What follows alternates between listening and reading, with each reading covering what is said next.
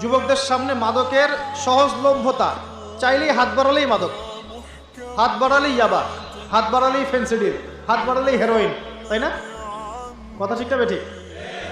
যদি কেউ চায় যে আমি আজকে রাত্রে মাদক খাবো, সে পারবে, হাত বাড়ালেই পারবে। এখনকার সমাজ এমন, যদি কেউ চায় যে আজকের রাত্রে আমি পতিতালয় গিয়ে রাত কাটাবো, সে পারবে।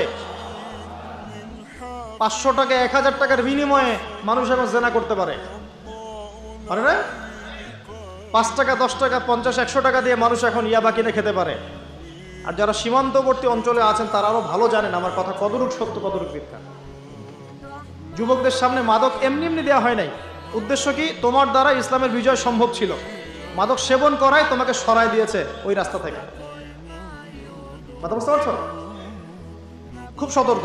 3 নাম্বার, জুয়া। জুয়া তোমার সামনে জুয়া দিয়ে দিয়েছে। জুয়া, ফুটবল বিশ্বকাপ হইলে জুয়া, IPL হইলে জুয়া, BPL হইলে জুয়া, ফুটবল ফিফা হইলে জুয়া।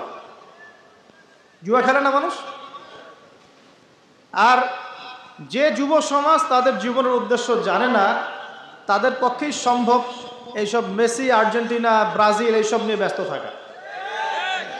যারা নিজেদের জীবনের উদ্দেশ্য জানে তাদের জন্য কোশ্চিনকালেও এখানে সময় নষ্ট করা সম্ভব না।